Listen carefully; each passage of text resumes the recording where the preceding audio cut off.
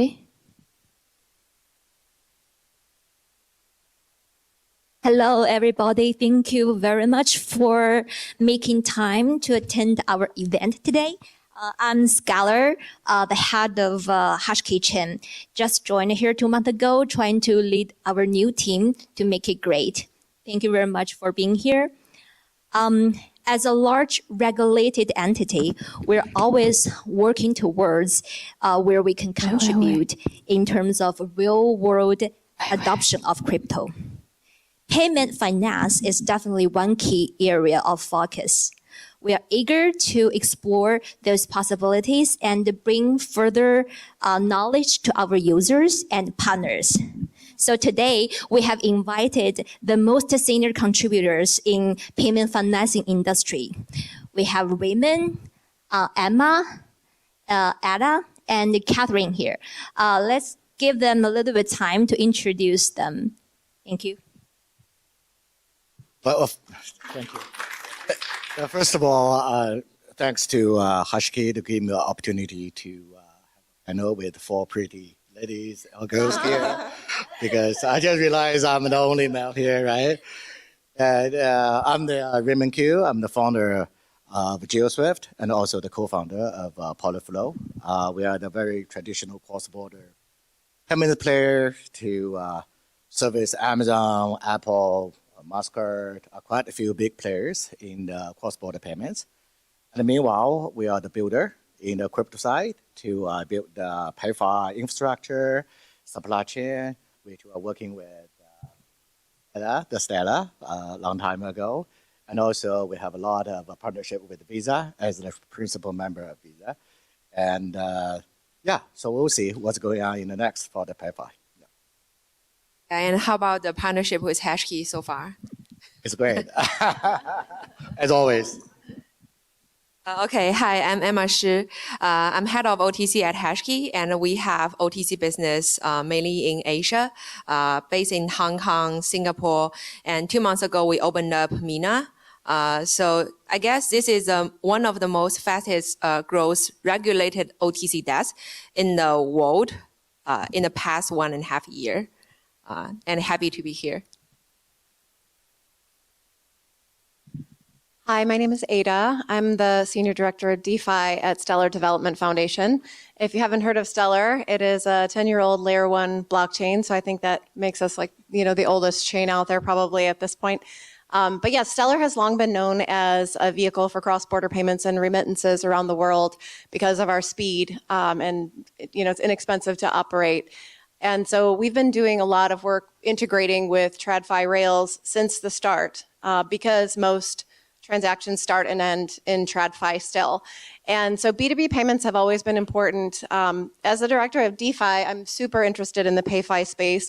We've started to work with Polyflow and a lot of organizations like them who are trying to bring more of the transactions for B2B on-chain to keep money on-chain, value on-chain longer, to create efficiency, and to cut out some of the intermediaries that have slowed things down and raised costs for businesses around the world. So it's one of those ways that DeFi goes where TradFi can't. And for that, we're really excited to enable businesses to build on Stellar and to use Stellar Rails to make things more efficient, especially in emerging markets. Thanks for having me. Good afternoon, everyone. My name is Catherine Gu. I'm from Visa Crypto team. So I'm the global head of institutional client solutions. I think everyone knows what Visa does. But within Visa Crypto, we've been around for the past 6-7 years, really trying to drive innovation in the space. Understanding how money moves is kind of the core of our DNA. And so as we're looking at stablecoins and blockchain, blockchain is kind of a new payment rail that we're trying to embed into a lot of our existing ecosystem. So I spend a lot of, all my time working with banks and institutions, trying to help them to build out the stablecoin strategy. And that is looking at a range of use cases that could be in payments, but also in capital markets. So lots of interesting things. Thank you. Now we have introduced all our special guests. Without further delay, let's get started. When we start with from big pictures. Stablecoin as the new money rail with programmability 24/7, borderless cash. beyond the buzzword, from each of your perspective, how are stablecoins reshaping global payments in the real world for real people? Yeah, first of all, actually, I'm the very traditional financial guy working for the investment banker in bank and do the cross-border payments. However, personally, I'm the early crypto investor since 2011.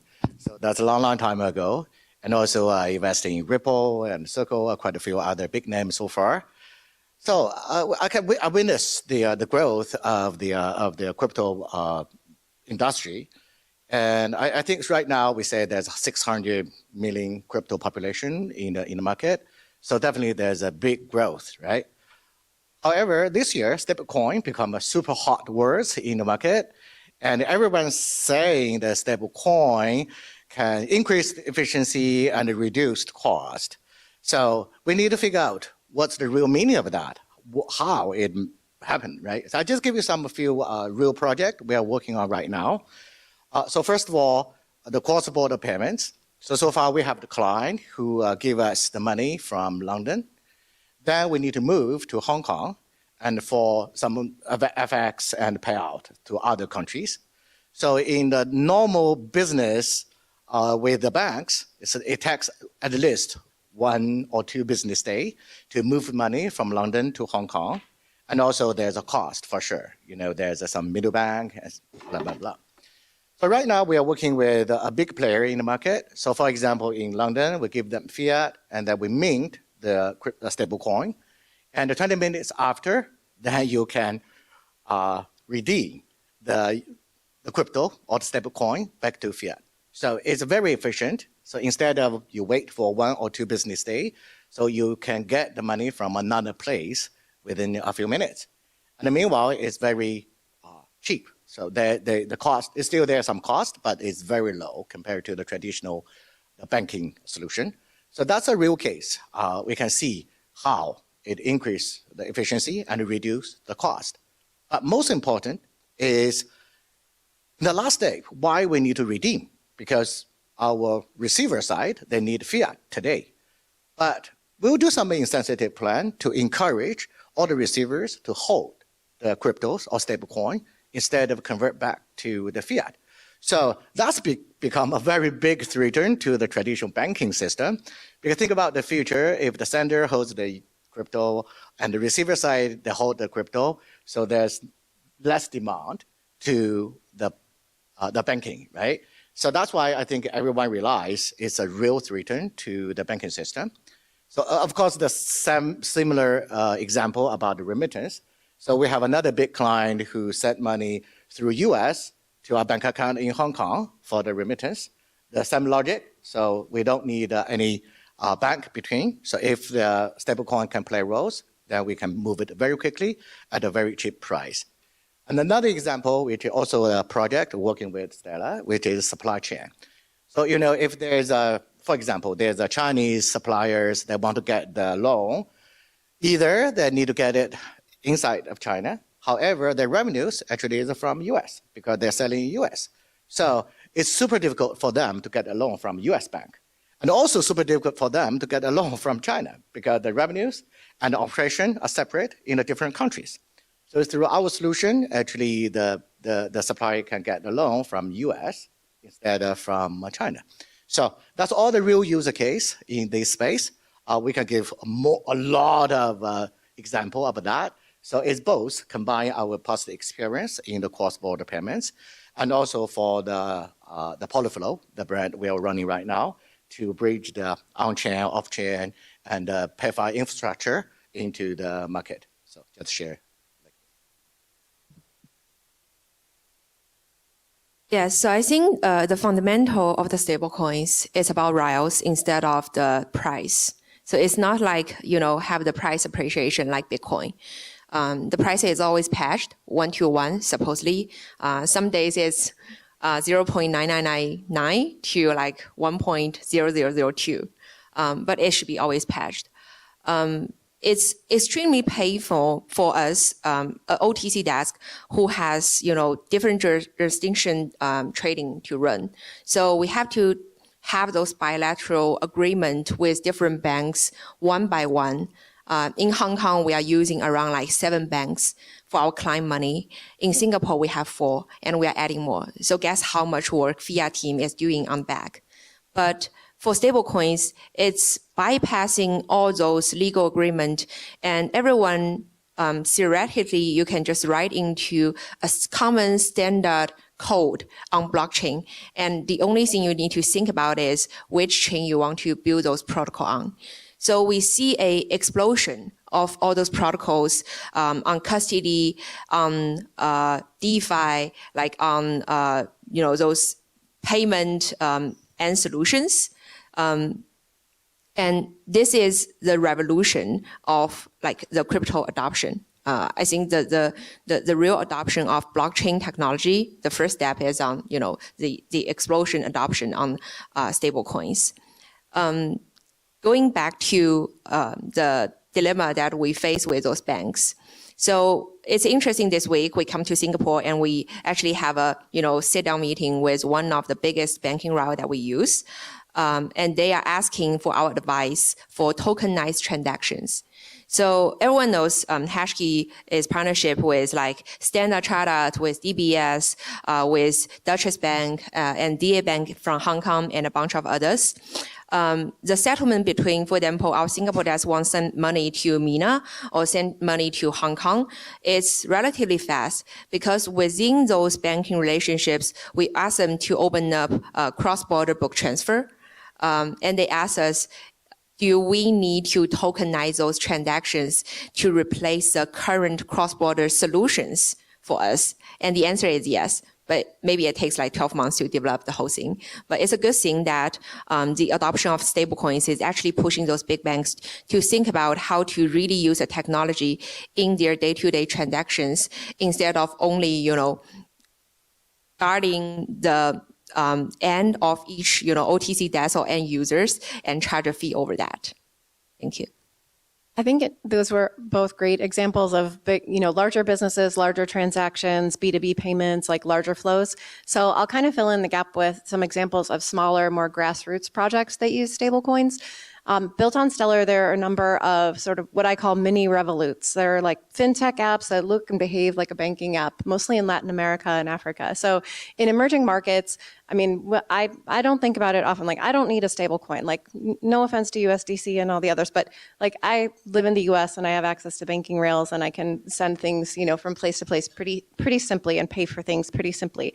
But if I lived in South America, especially in a smaller economy, I would not have access to dollars. There are no dollar accounts. There's no dollar. There's no way other than cash, paper cash, getting it, from a street vendor. There is no place for me to get dollars. So if I want access to dollars, maybe a more stable currency than my own, now with all of these apps, and Stellar's not the only chain, of course, there are many, I can get access to a digital dollar. And so now that the Genius Act is here, and I know there's a lot to talk about and unpack in that realm, but the fundamental difference is that now there are digital assets that people can trust, that they understand that dollar will be there. So it's not just about making a payment, but I could actually save that dollar and maybe deploy it into DeFi or earn a percentage on it and actually have US dollar savings. And I think that's one of the most revolutionary things that I've seen come to the market with stablecoins and why it's transforming financial services.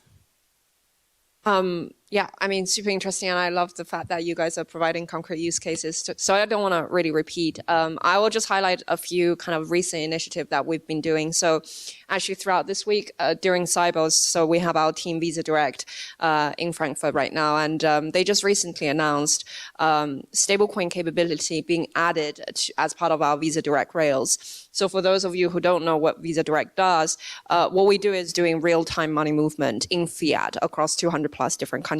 So we can push the payments to an account, a bank account, to a payment wallet, or to any of the Visa card in real time.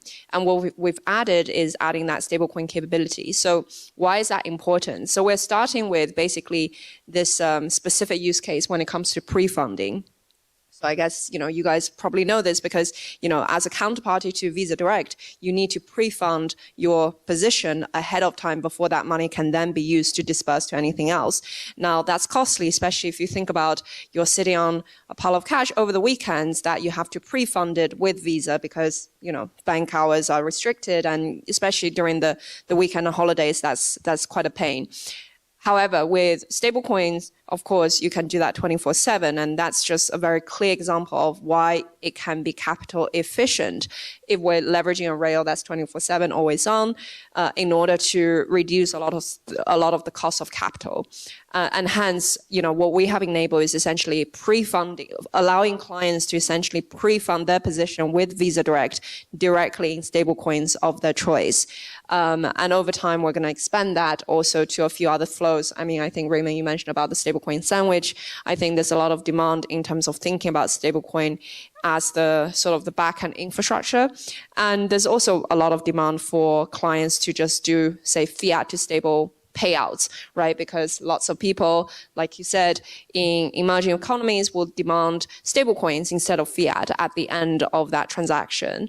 And we are trying to enable that flow as well. So then to support all of the custodial and probably non-custodial wallets down the road, such that we can pay out in real time in stable coins. So I think those things are definitely happening, as we speak.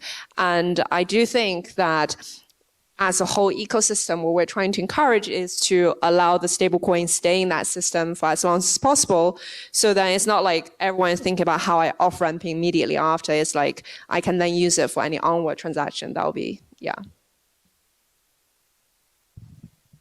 I appreciate all the expert responses from our panelists. Let's get into another topic, enterprise integration. Many of the use cases that we have just mentioned began as pilot. Now it's moving into the live production. We have seen a growing number of B2B applications is already out there.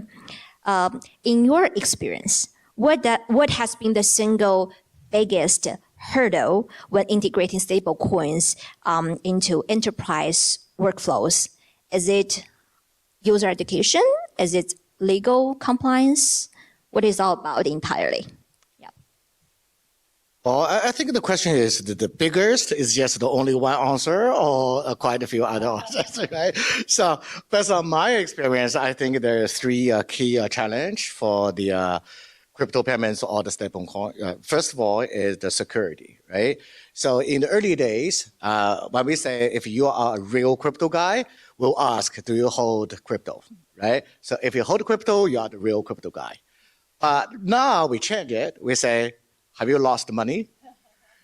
If you lost money, you are the real crypto guy. If you haven't, well, you're not. You're still a long way to go. So that's the number one challenge in the crypto side, which is the security. Most important is for cross-chain. There are a lot of accidents from the cross-chain. So I think the whole industry still need working harder to increase the security of the cryptos. And the second is always the compliance, right? So we explain to a lot of regulators and banking partners, try to explain what's the real definition of the crypto side. So most people think crypto is gray, okay? Only the dirty money use the crypto. That's a lot of people think in this way, but which is not, okay? So of course, there is some dirty money sitting through the crypto. That's the nature of their business. They try to find any ways to move money. It doesn't matter if it's crypto or somewhere else. However, in the past decade, the crypto industry grew from 0 to $4 trillion US so far. If all the transactions are dirty money, it's impossible. So all the people will still on the ground, right? So far, there are so many smart person to join this industry. There's so many smart money to invest in this industry, which means they did bring the value to the clean money and the real user case. So that's why we are very confident about the future of this. But again, compliance and regulation is still another challenge because we need to educate the banks, the regulations, the users, how to use crypto smart and also in a most compliance way. And I think the last part is and always is a challenge for the whole banking industry. right? So we all know as a crypto guy, it's super difficult for you to open a bank account with traditional banking, and everyone try to find a crypto-friendly bank. So I think now it's getting better, and it still take time for every project to present a good user case to the bank, and definitely there will be more crypto-friendly bank everywhere in the world. Yeah, I think the hurdle is always being, legal and compliance. Everyone, have a feeling of that. But from a OTC desk perspective, I think the biggest problem that we're facing right now is the best execution and the counterparty risk. So with more and more regulated OTC desks coming out, people realize it's really hard for OTC to provide a massive credit line to our enterprise level clients. One is you're not allowed to do that. Second is it's impossible to provide that to everyone. And the way that we bypass that is we actually pass a credit line, we extend it to the liquid providers in behind. So we are more like sitting in the middle and doing the back-to-back. And the license that we have is like an endorsement from the government and the regulators that you are allowed to sit in between and monitor and supervise everything. On the back execution side is more and more people coming into this trading side, and people are getting very sophisticated on the price. With no credit limit, you have to pre-fund everything, which means if you want to trade with Hashkey, you need to have your money on the platform at the beginning. And people start to hesitate if I should put my 10 million US dollar on Hashkey or Coinbase or, somewhere like Binance. Before they make the decision, it makes the sales job really hard and makes the whole flow very frustrated. So what we do is we create a new thing called marketplace. Instead of the old OTC way, we keep it like very secretive and nobody really knows what is going on in your book. We just let everyone know how we do the best execution. You can see the LP price 1 to 4 on the platform, and it will tell you who is able to do an instant settlement or a delayed settlement with you. So that really solved the enterprise level problem that we are facing. And also it's an innovation on the product side that we have to, solve the counterparty risk and best execution at this moment. For enterprise adoption, I think there are a number of barriers. I mean, just the technology itself, like moving 10 million onto a platform, any platform, right? When you're used to having everything in your walled garden and like coming out and starting to operate in a decentralized way, I think is super scary. And what really highlighted this for me is 2 weeks ago, I was in New York at an event, and I was chatting with a person who is I think her title is something like Digital Innovation Manager or something like this. She's basically the COO of a pretty large bank. And I asked her, like, what are you innovating? Like, what are you doing? What kinds of projects are you reviewing? And how are you, adopting things? And she mentioned a few projects that sounded like pilots. And I said, when you make decisions about new technology and what to adopt and what to use, like, what percentage of the time are you saying, like, this is a way we can improve and like step up what we do, like find an area to improve what we do, versus just protecting from competitors and staying safe and like staying in the safe zone. And she said, 95% of the time, we as a bank make decisions just to stay safe, just to make sure that we don't, and until a competitor does it or until there's a real threat to our business, we probably aren't going to make a change. And I thought, like, what a totally different perspective, especially at a crypto event, because I think we're all, we're in this room because we want to innovate, right? Like, we want to improve and find better ways of doing things. And sometimes we forget that institutions are extremely entrenched in the way they do things now, and they're very afraid of getting on the wrong side of regulation or having a new security, area of exposure that they have to manage. And so I think until there's a really compelling advantage to changing their technology, and it's proposed in that way of like, you're going to be left behind unless you do this, I think it's really hard to get large institutions to make changes like this. Yeah, I fully agree with that. I would just summarize, number one is on regulation. Things are much better, of course, this year. So thanks to Genius, everyone is like feeling that they're behind. So that's good. Number two is on education.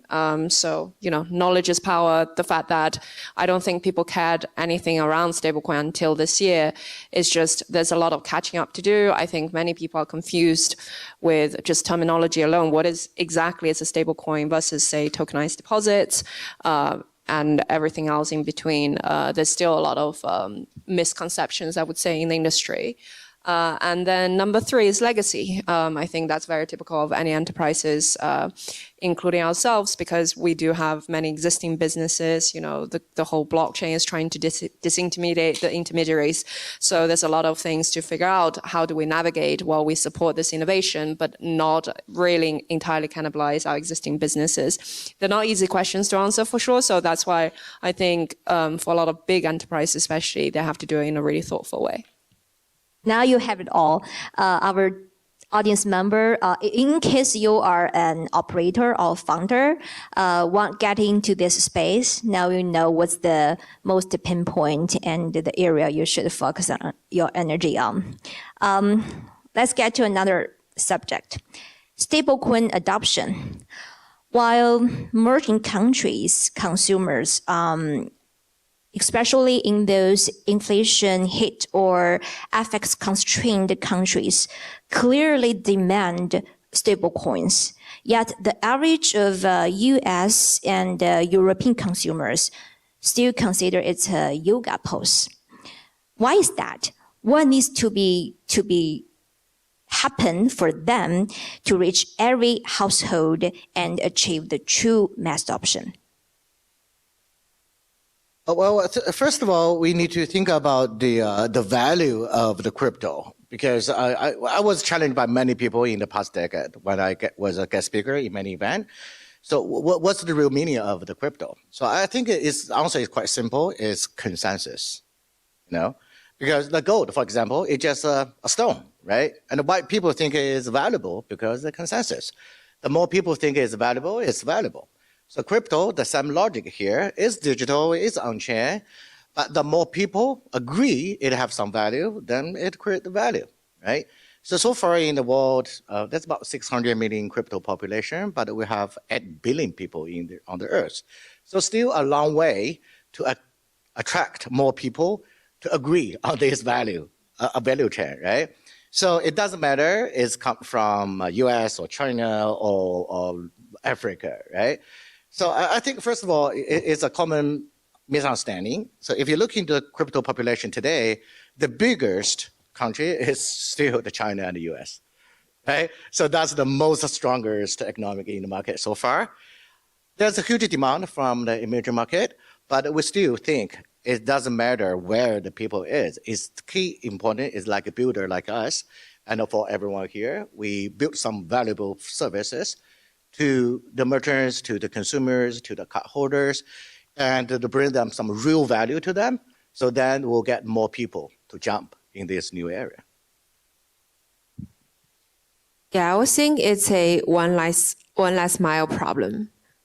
So when all those trading desks and exchanges provide almost to zero cost and zero fees on stablecoins trading pairs, if you really go to the end user, you will realize all those profits are being made from, those P2P and, local money exchange. It's still extremely expensive if you are in Southeast Asia and you use cash to get some USDT. You're probably going to charge like 1% to 3%. I won't be surprised. I also heard a lot of requests from some overseas business settlement, someone who has factory in Africa and they want to settle in USDT. And unfortunately, NGN doesn't has, really good liquidity, and you have to source your liquidity from some extremely expensive resource. And also, not to mention, it's probably illegal and dangerous. So I think the real adoption is still missing on the one last mile. We see a lot of people are building their network. For example, like Circle payment network, and we heard about Binance payment network. We look into the fee schedule. it's overall making sense as a merchant in between, but it's still not, being very attractive if I'm a end user and using that to send money cross-borderly. I agree. I think there needs to be a better value proposition and reason to use stablecoins. Like if what we're seeking is for stablecoins to be as easy to use as cash or as easy to come by, I think, it's basically like there has to be a value proposition of why I'm going to change my behavior. Like if I'm already doing everything a certain way, there must be some significant advantage. And then I think UX. I mean, like still there are out of gas. That's it. So, and also this microphone needs better UX. I actually would question whether consumer adoption is going to be the real driver for stablecoin growth in general, just because, so many countries have your own real-time payments, right? In Asia, there's lots of QR codes already being done. In America, I mean, we have Venmo, we have credit card, all of that things. And by the way, cash is still around. So I don't think even in the long-term future that is stablecoin take it all. I think it goes back to think about the use cases because we do see majority of the volume being trading stablecoin is in the capital market, in crypto trading, or even in a lot of the real world assets trading. And that might just be it, right? Like we see there are use cases in payments, but that's not really on the consumer C2, consumer to merchant side. It's more on the P2P and B2B, very much focus on that cross-border element because we have friction in cross-border. So my point is, we don't have to be it has to be ubiquitous everywhere. But as long as, there's real product market fit for stablecoin, I think that's kind of what we're seeking here. Thank you. Thank you for providing insightful points regarding the mass adoption. I know that is very long way to go and a hard journey, but we definitely will get there. Let's move to another.